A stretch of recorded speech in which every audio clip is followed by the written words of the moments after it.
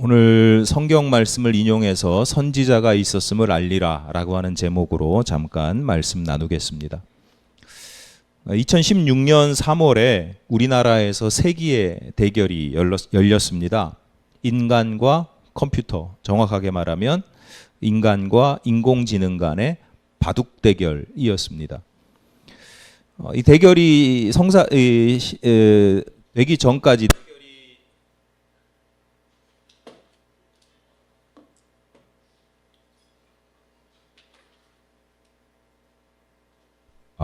대결이 이제 결과가 나오기 전까지만 해도 저도 그랬고 많은 사람들이 아직까지는 컴퓨터가 인공지능이 아무리 대단해도 그 바둑의 수가 얼마나 많은데 그 사람을 이길 수가 있을까? 절대 못 이길 거다라고 예상을 하는 사람들이 많았는데 결국은 4대 1인가요?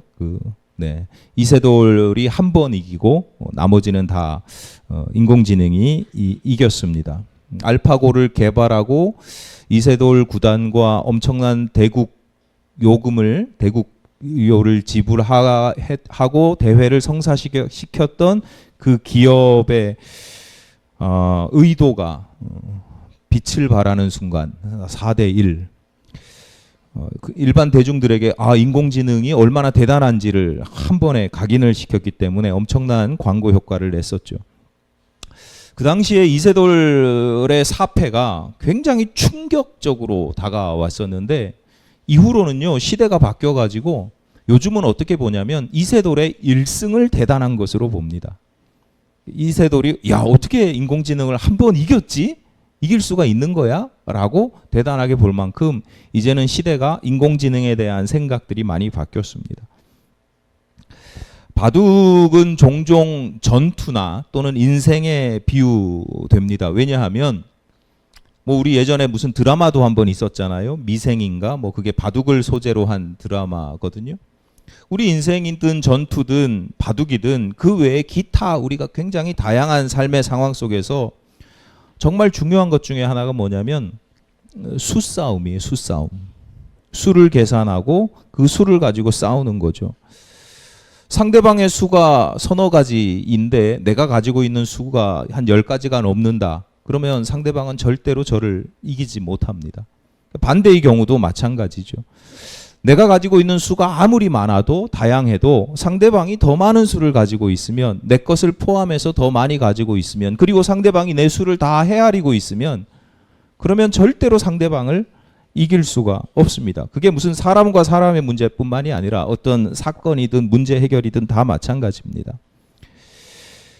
인간과 인공지능의 대결에서 절대로 이길 수 없는 이 인공지능을 인간이 절대로 이길 수 없는 이유가 거기에 있습니다. 수가 너무 다양하고 많이 알고 있는 거죠. 내가 가지고 있는 모든 수를 사전에 이미 다 공부를 해가지고 딥러닝을 해가지고 다 알고 있는 거예요. 세상의 모든 수를 다 알고 있는 이미 보여줬던 모든 수를 다 알고 있는 인공지능을 새로운 수를 창조해내지 않는 이상은 이길 수가 없는 거죠. 이런 점에서 사람들이 기본적으로 좀 지혜로운 사람들이 가지는 세상을 살아갈 때 가지는 아주 가장 기본적인 처세술이 있습니다. 두 가지가 있는데 첫 번째는 뭐냐면 겸손해야 된다는 거죠. 내가 아무리 대단한 사람이고 다양한 수를 가지고 있어도 그것을 뛰어넘는 수를 가지고 있는 사람이 어딘가는 존재하거든요. 그러니까 예전에 문화재청장이었던 유홍준 교수가 그런 이야기 하잖아요. 자기가 문화재에 대해서 전문가인데 전국을 이렇게 다니다 보니까 어디 저 시골 구석에 나보다 고수가 있더라. 더 잘하는 사람이 있더라. 인생 도처에 상수가 항상 있더라. 그래서 항상 사람들은요. 내가 아무리 잘났어도 잘난 사람일수록 내가 못났으면 그럴 일이 없는데 내가 수를 많이 가지고 있다. 그게 돈이든 지식이든 경험이든 인맥이든 권력이든 여러 가지 다양한 인생의 수들을 가지고 있는데 내가 많이 가지고 있을수록 겸손해야 돼요. 그렇지 않으면 개망신을 당할 수가 있습니다. 두 번째는 뭐냐? 겸손하지만 그럼에도 불구하고 현실적으로는 좀 많은 수, 다양한 수를 가지고 살아가는 것이 유익하거나 유리하다. 이거 수 하나만 가지고 이거 이렇게 파면 우물 계속 파면 되겠지 이렇게 생각하는 건 현대 사회에 별로 바람직하지, 그러니까 유익하지, 처세술로서는 그렇게 좀 유리하지 못한 경우가 많아요. 그래서 좀 다양하게, 옛날에는 직업 하나 가지고 직장 하나 가지고 그냥 평생 먹고 살았지만 요즘 젊은이들 그러다 망합니다. 여러분 자녀들이 막 이것저것 한다고 불안해하실 게 아니라 오히려 이것저것 다양한 경험들을 하고 뭐 이렇게 할 수 있도록 하시는 게, 여러분 목사가 처세에 대해서 이야기하는 게 좀 그렇지만 기본적으로는 유리하다. 그러니까 이왕이면 내가 어느 한 가지 수에 매몰되기보다는 좀 이렇게도 보고 저렇게도 보고 좀 다양하게 보고 여러 가지 수를 헤아리는 것, 더 다양하게 생각하고 더 깊이 고민하고 더 멀리 바라보는 습관을 가지는 것이 여러분 인생에 유익하다라고 하는 거죠.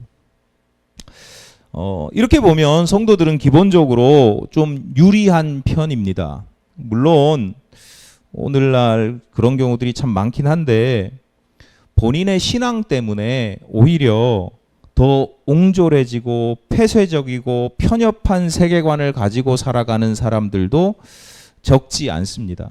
그러니까 신앙 아까 한 구멍 하나만 막 판다고 그랬잖아요. 그래서 내 신앙에 너무 좀 잘못된 왜곡된 신앙으로 옹졸해지고 이런 경우들이 많긴 한데 모든 성도들을 다 그렇게 일반화할 수는 없긴 하지만, 그래서 그럼에도 불구하고 성도들, 신앙인들은요, 기본적으로 어떤 사람들이냐면 이 땅을 살아가면서도 하늘을 살아가는 사람들이잖아요. 그러니까 성도들은 살아가는 세상이 굉장히 세상, 하나님을 믿지 않는 사람들보다 살아가는 세계 자체가, 세상 자체가 넓어요. 이 땅뿐만 아니라 또 하나의 큰 우주를 가지고 살아가는 사람들이거든요. 땅의 사람들이면서도 동시에 천국 백성들이란 말이에요. 그러니까 그만큼 멀리, 더 멀리 바라보고 더 다양하게 생각하고 더 깊이 묵상하면서 그렇게 세상을 바라본단 말이에요.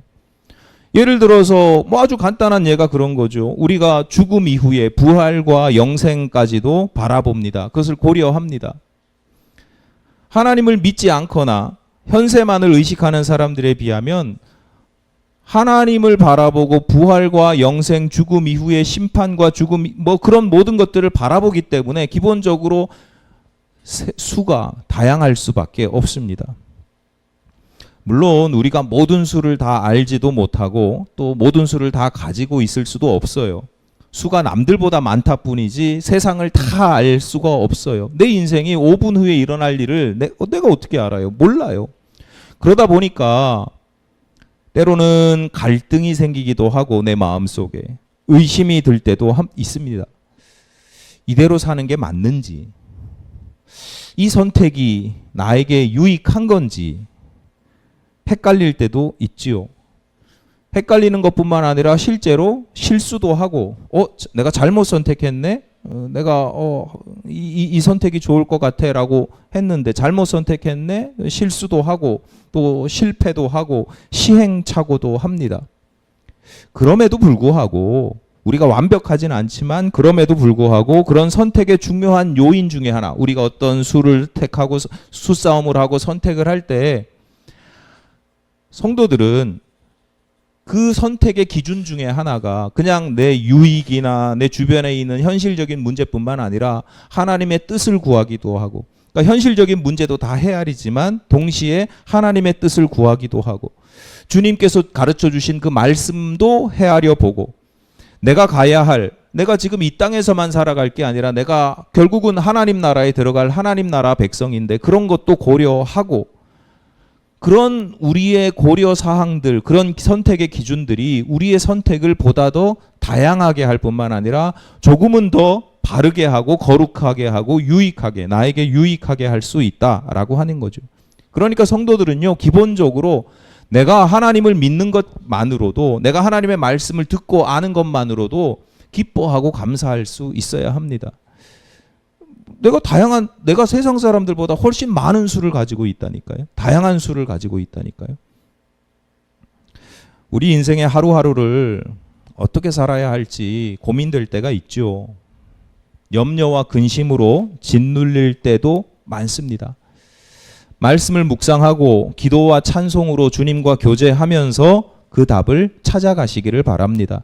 쉽게 나오진 않아요. 쉽게 나오진 않지만 그럼에도 불구하고 말씀과 기도로 그 답을 찾아가시기를 바라고, 해답이 빨리 나오지 않아서 마음이 답답하고 힘들 때, 그럴 때라도 주님의 뜻과 시선, 말씀과 교훈이라는 내게 더 깊고 오묘한 수가 있음을 감사하고 기뻐할 수 있으시기를 바랍니다.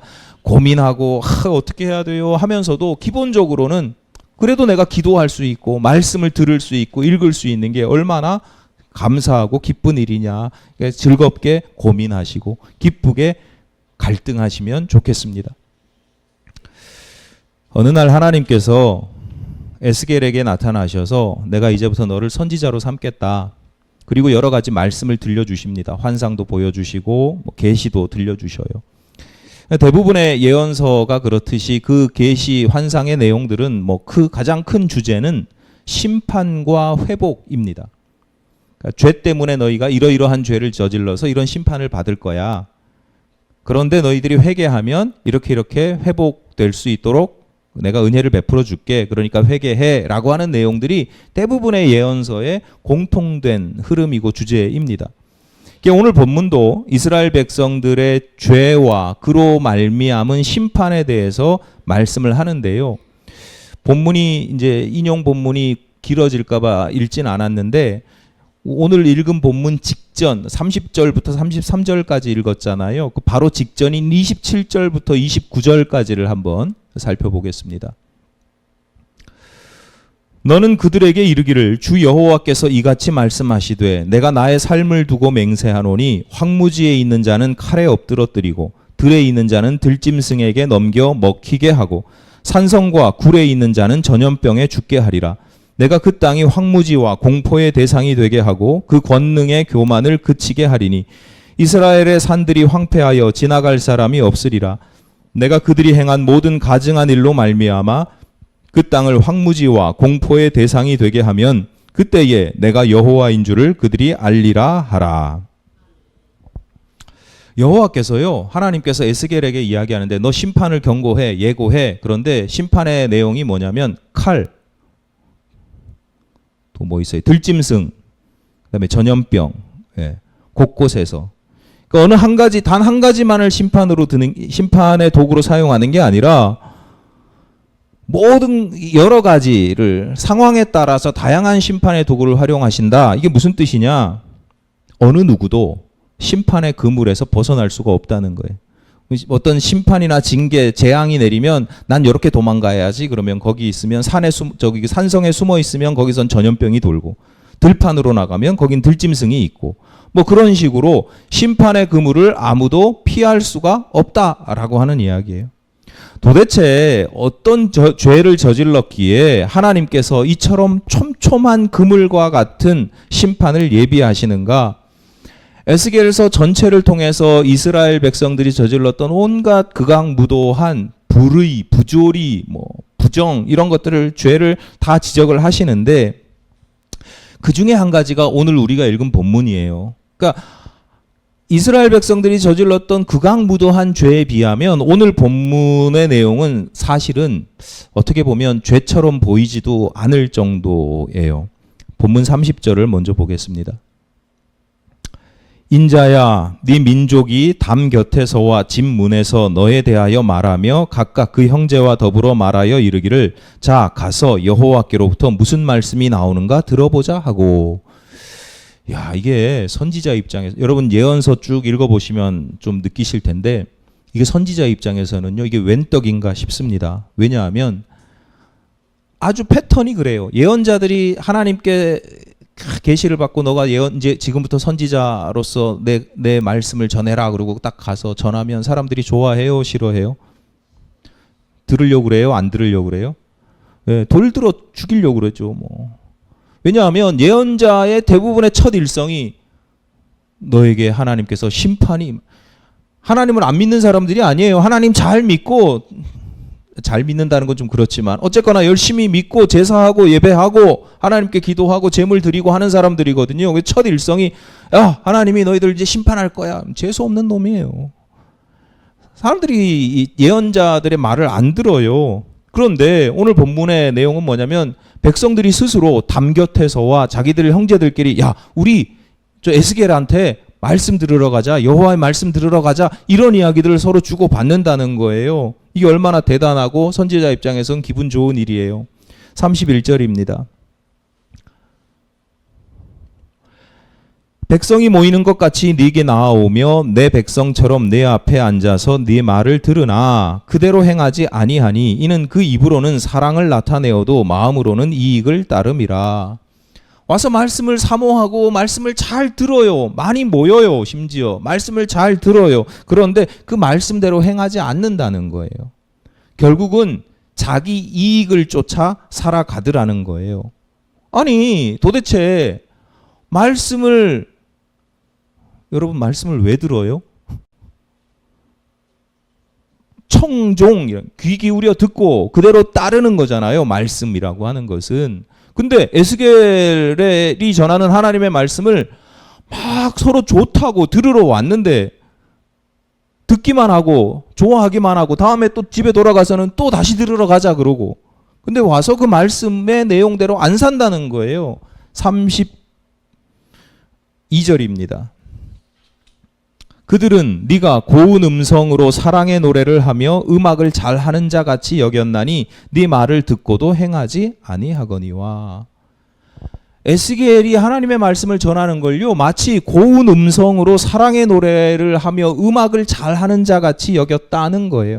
마치 가수가 요즘 막 그럴듯하게 막 감성적인 뭐 대단한 공연을 하는 것처럼 그렇게 즐겼다는 거예요. 하나님의 말씀을 들을 때 때로는 깨달음도 얻고 때로는 감동도 얻고 때로는 회개의 눈물까지도 흘려요. 그런데 마치 연극을 보는 것처럼 노래를 듣는 것처럼 쇼를 보는 것처럼 그 순간에 내가 카타르시스도 막 이렇게 느끼고 막 하는데 그냥 그러고는 하나님 앞에 내 죄책감만 씻어내고 그 삶의 개선이나 돌이킴이 전혀 없었다라고 하는 거예요.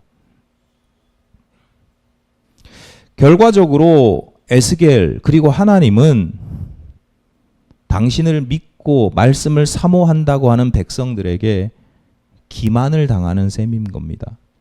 이용당하는 거죠. 복음서에서 예수께서 지적하시는 당시 종교인들의 모습도 마찬가지고 안타깝지만 오늘날 우리들도 마찬가지입니다. 그러니까 신앙생활을 하지 않는 사람들보다 신앙생활하는 사람들이 훨씬 더 유익하고 유리한데 어쨌거나 신앙생활 열심히 내가 하고 있다고 하는 이들에게 주는 경고의 말씀. 제가 믿지 않는 사람들에게 주시는 말씀을 여러분에게 전할 이유가 없잖아요. 믿음을 가진 사람들에게 주시는 경고의 말씀이 오늘 본문의 내용이에요. 하나님은 오늘날 우리들이 당신의 말씀을 귀로만 듣는지 삶으로 순종하는지 다 보고 계신다는 거죠. 그래서 잘 듣는 것처럼 하나님을 기만해도 하나님 안 속아 하나님은 만홀히 여김을 받지 아니하시는 분이다. 하나님은 속임을 당하지 않아요. 그러니까 결국 자기 자신과 인생을 즐기기 위해서 신앙생활을 이용하는 것인지 하나님을 전심으로 경배하고 순종하고 따르는 것인지 하나님 다 분별하고 계시다라고 하는 거죠. 예언서를 읽다 보면 마음이 참 답답한 마음이 들 때가 있어요. 하나님께서 패턴이 그렇거든요. 하나님께서 예언자를 불러요. 그래서 너 심판을 경고해라. 그래서 예언자가 하나님께서 어젯밤에 내게 이렇게 말씀하셨습니다 라고 직접 인용으로. 그래서 예언서를 보면 하나님께서 이렇게 하래 저렇게 하래 이게 아니라 여호와의 말씀이라 그리고 그대로 직접 인용을 딱 강력하게 선포하는 경우들이 있어요. 근데 아무도 예언자의 말을 듣지 않아요.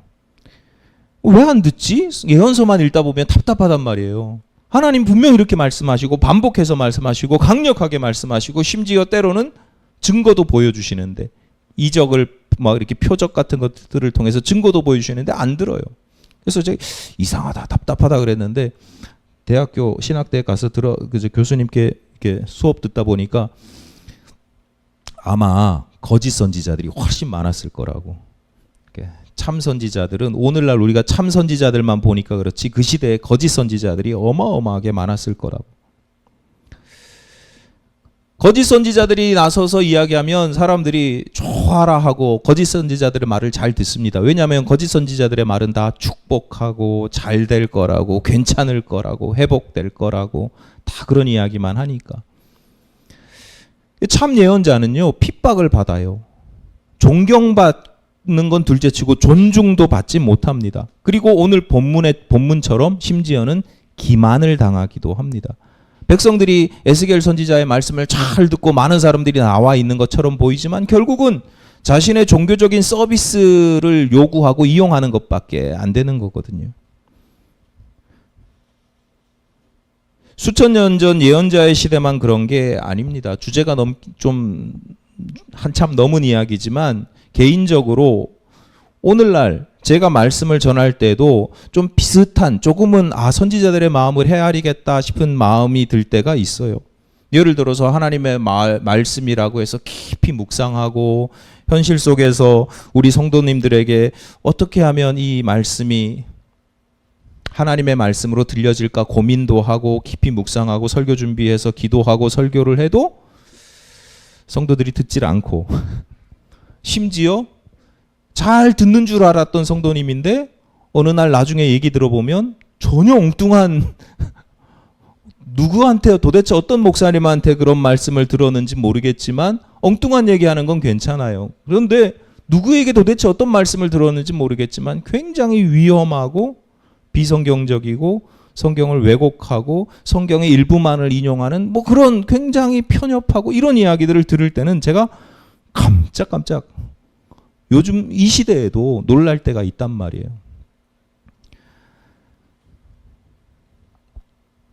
뒤집어서 생각해 보면 요 정도 가지고도 제가 깜짝깜짝 놀라고 마음의 충격을 받는데 그 당시에 선지자들 하나님의 말씀을 전하는 선지자들 입장에서는 그 마음이 어땠을까? 도대체 말씀을 듣지도 않고 말씀을 전하면 돌멩이 들어서 던져서 죽이려고 그러고 그들에게 하나님께서 말씀 전하라고 할 때마다 하나님 도대체 왜 보내냐고 나를 듣지도 않는데 하나님도 잘 아실 거 아니에요. 듣지도 않는데 왜 보내냐고. 제가 구약시대 선지자로 부름받았으면 하나님 좀 못 갑니다. 배 째십시오 아마. 뭐 소망이 있어야 가서 전하지.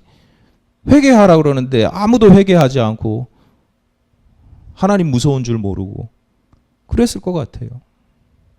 선지자 입장만이 아니죠. 하나님 입장에서 생각해도 이게 너무 답답한 일 아닙니까? 도대체 하나님은 왜 자꾸 그들에게 말도 안 듣는 그들에게 기껏 듣는 것처럼 보이면 기만하고 이용하는 그들에게 도대체 왜 자꾸 선지자들을 반복해서 보내시냐고. 하나님도 잘 아실 거 아니에요. 말 들을 것 같았으면 벌써 들었지. 말 잘 듣는 놈은요. 한두 번 딱 실수해보고 이게 아니다 싶으면 잘 들어요. 예수께서 들려주시는 비유 중에 포도원 비유가 있거든요. 여러분 아마 잘 아실 텐데 포도원 주인이 멀리 여행 갈 일이 있어서 그 농부들에게 그 포도원을 세를 줍니다.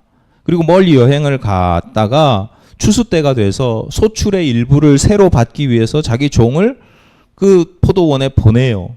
그러는데 포도원 농부들이 그 종을 죽여요.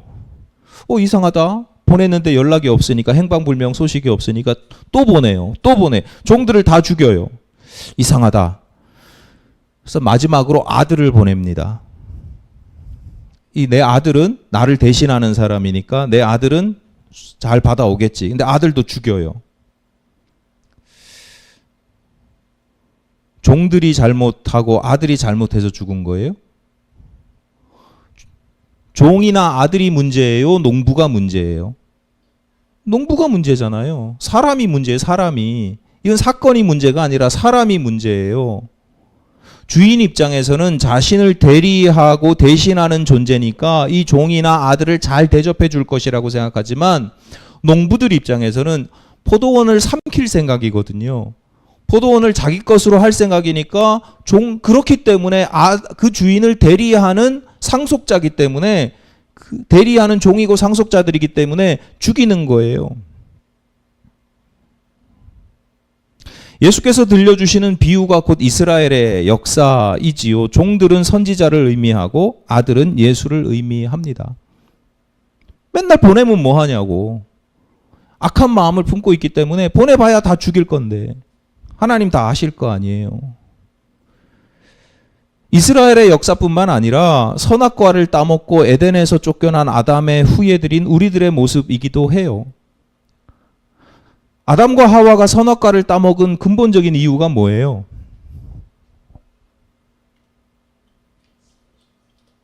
선악과 따먹으면 어떻게 돼요?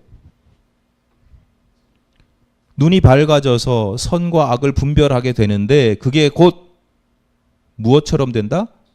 하나님처럼 된다. 그러니까 포도원 주인에게서 포도원을 빼앗는 것처럼 선악과의 이야기의 핵심은 뭐냐면 사람이 하나님처럼 된다는 거예요. 그래서 하나님은 필요 없어. 이제 내가 다 알아서 할 거야. 그게 죄의 시작이고 근본이고 죄의 아주 모든 것이거든요. 본성이거든요. 오늘날 모든 사람들이 가지고 있는 가장 본질적이고 위험한 죄성이에요. 하나님 없이 살겠다. 내가 하나님을 대신해서 하나님께 무엇을 구하지도 않고 알려달라고 간구하지도 않고 지혜를 구하지도 않고 내가 알아서 할게요. 내 인생 내 거니까. 이게 다 그런 선악과를 따먹었던 아담과 하와 모든 인류가 가지고 있는 죄성이에요. 하나님 잘 아실 거 아닙니까? 우리가 그런 죄성을 가지고 있다는 거. 그래서 에덴 동산에서 쫓아내시잖아요. 도대체 근데 왜 자꾸 종들을 보내시냐고. 심지어 아들까지 보내셔서 왜 죽게 하시냐고. 여러분이 만약에 하나님이라면 그렇게 하시겠어요? 그런 생각을 안 해보시는군요. 하나님처럼 되고자 하는 게 아니라 예언서를 읽다 보면 답답하다니까요. 선지자는 선지자대로 안타깝고 하나님은 하나님대로 안타깝고 도대체 말 지지리도 안 듣고 앞으로도 안 들을 것 같은데 도대체 왜 자꾸 보내고, 그래서 당신의 무고한 종들을 죽이고 심지어 당신 아들까지도 죽이는데 왜 자꾸 보내시냐고요. 본문 33절입니다. 그 말이 응하리니 응할 때에는 그들이 한 선지자가 자기 가운데에 있었음을 알리라. 참 이 말씀이 참 깊이 묵상해 보면 한편으로는 참 속상하고 안타까운데 또 한편으로는 뒤통수를 치시는 그런 말씀이에요. 하나님께서 선지자를 보내셔서 회개를 선포하게 하시는 또 하나의 중요한 이유가 있는데, 어차피 그놈들 말 안 들을 거 아신다는 거예요. 그래서 결국은 하나님께서 예고하시고 경고하시는 징계와 심판이 임한다는 거예요. 그 징계와 심판이 임했을 때 그놈들이 다른 말 못하게 하시겠다는 거예요. 징계와 심판이 임했을 때 그들이 하나님, 내가 우리 하나님 이렇게 믿었는데 미리 말씀도 안 해주시고 말이야, 이런 헛소리 하지 않게, 그때 맞아, 그 선지자가 있었지, 선지자가 이런 이야기 했었지, 증거로 삼으시겠다는 거예요. 뒤늦게라도 깨닫게 하셔서 뒤늦게라도 회복의 기회를 주시겠다라고 하는 겁니다. 우리가 믿는 하나님은 알파고를 위시한 챗 GPT, 인공지능과는 비교할 수 없이 수가 많고 빠르신 분이죠. 사람들은 눈앞에 펼쳐진 작은 그림, 성도들도 마찬가지인데 내 인생의 작은 그림으로 일희일비할 때가 많지만, 그래서 하나님 도대체 왜 내 인생에 이런 거 이렇게 안 열어주시는지 이렇게 답답할 때도 많이 있습니다. 근데 하나님은 큰 그림을 그리시는 분이거든요.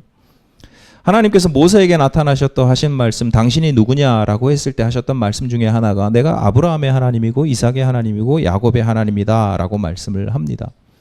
네 조상들의 하나님이라는 뜻도 있지만 또 한편으로는 나는 이 순간만의 하나님이 아니라 역사를 통틀어서 섭리하시는, 그 가운데 역사하시고 섭리하시는 분이다라는 뜻이 있는 거예요.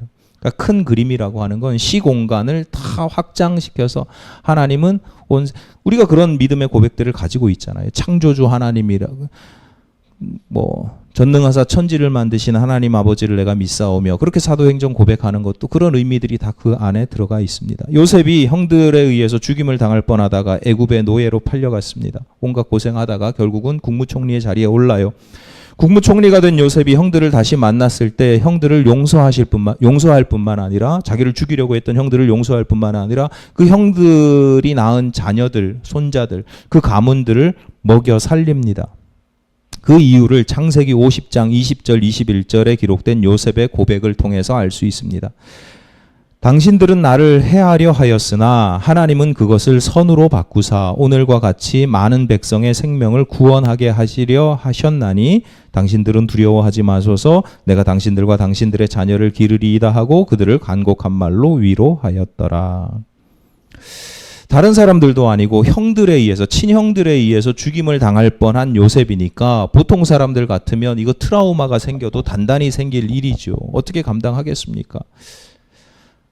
어릴 때는 아버지 야곱에게 늘 총애를 받으면서, 사랑을 받으면서 색동옷을 입으면서 살았어요. 요즘이야 색동옷이 큰에 빠졌지만 중국에서 다 수입해 오기도 하지만, 옛날에는요 염색 기술이 없어가지고 다, 우리나라가 괜히 백의의 민족이 아니에요. 색을 내는 데는 돈이 어마어마하게, 기술이 어마어마하게 들어가거든요.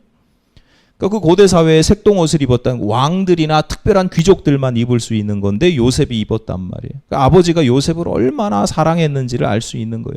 그렇게 사랑받으며 살다가 갑자기 애굽에서 남의 집 종살이를 합니다. 나중에는 옥살이도 합니다.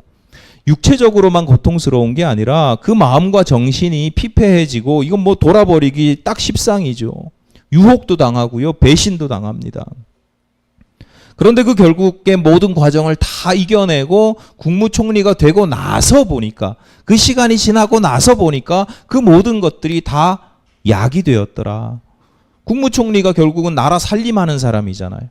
처음에는 집에서 살림하고, 그 다음에 옥에서 살림하고, 이렇게 자신의 세상을 확장시켜 나가면서 여러 가지 다양한 배신을 당하는 경험도 하고 속임을 당하는 경험도 하고, 그런 경험들을 하면서 그걸 다 자기 자양분으로 삼아서 결국은 나중에는 나라를 크게 살림하는 데 도움이 돼요.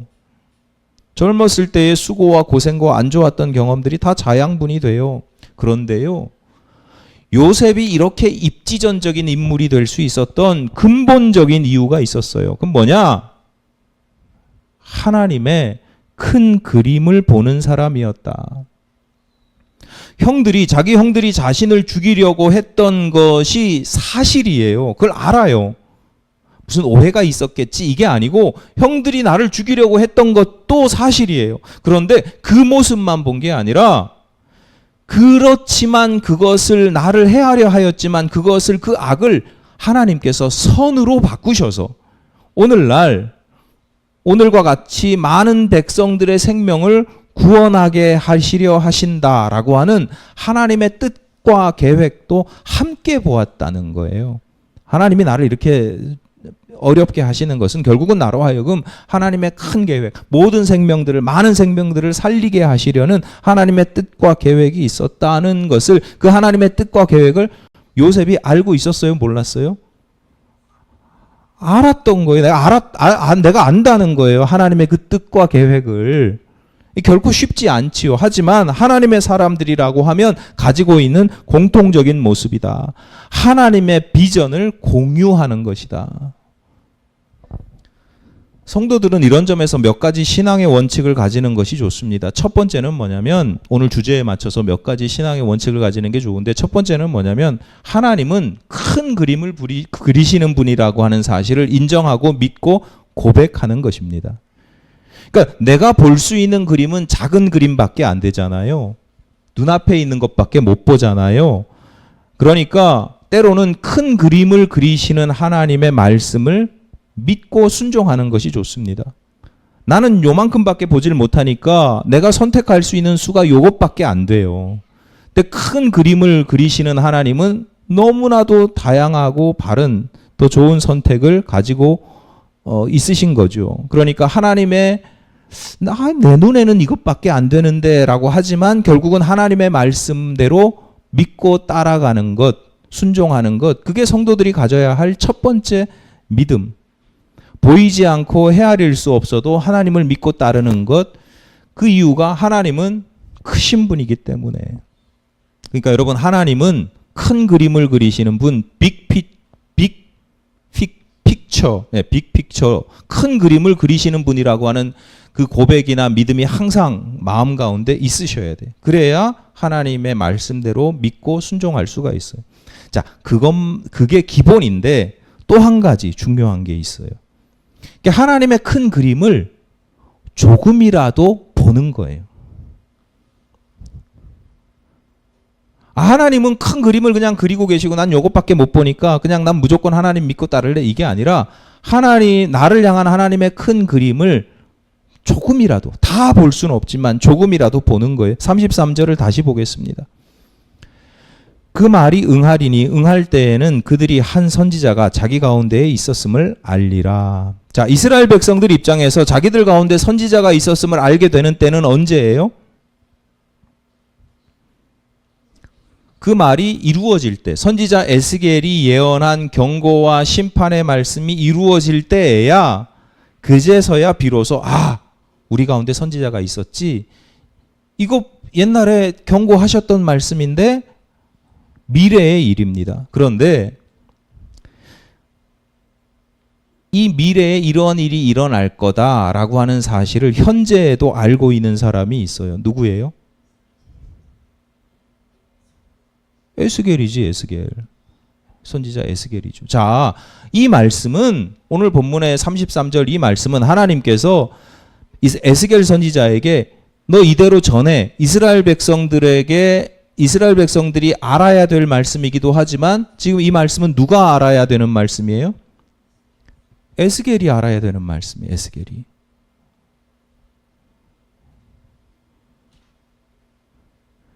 이스라엘 백성들에게 주시는 경고의 말씀이기도 하지만 동시에 에스겔에게 주시는 위로와 격려의 말씀이기도 하는 거예요. 아니 도대체 말도 안 듣는 백성들에게 도대체 나를 왜 보내시냐고요? 라는 그런 답답함과 의문과 속상함과 이런 것들을 가지고 있는 에스겔에게 내가 너를 보내는 이유가 또 하나 있어. 너는 백성들에게 기만당하는 존재가 아니라 하나님께 쓰임받는 존재야.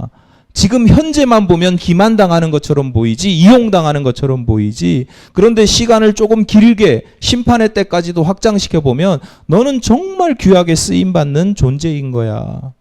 나중에 백성들이 너를 통해서 하나님의 선지자가 그때 우리 가운데 있었구나를 알게 하게 하시는. 그러면 에스겔 선지자가 그 다음부터 하나님 말씀하시면 가요, 안 가요? 가야지. 지금은 고통스럽지만 내가 쓰임 받는 거니까. 신앙생활의 기본은 믿음입니다. 보이지 않는 것을 믿는 것입니다. 그런데 그렇게 무식하게 믿기만 하고 난 몰라, 그냥 믿기만 할 거야, 그런 믿음이요, 뭐 나쁜 건 아니지만 그런 믿음만 추구할 때 많은 성도들이 옹졸하고 폐쇄적이고 독단적인 세계관을 가지게 되는 거예요. 성숙한 믿음은 무조건 믿기만 하는 게 아니라 나를 향한 하나님의 비전을 공유하고 향유하는 것으로까지 나아가는 거예요.